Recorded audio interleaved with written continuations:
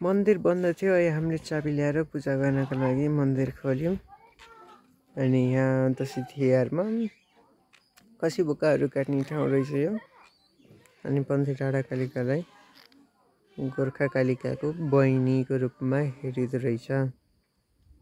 अनि पन्थी गाममा मन्दिर भएको भएर चाहिँ पन्थी डाँडा कालिका नामाकरण गरेका रहेछन्। यस्तो रोटेपिङहरू छन्।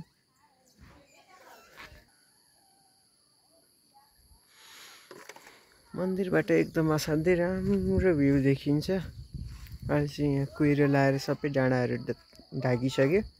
उता त्यहाँको खोला चाहिँ चेपे नदी हो।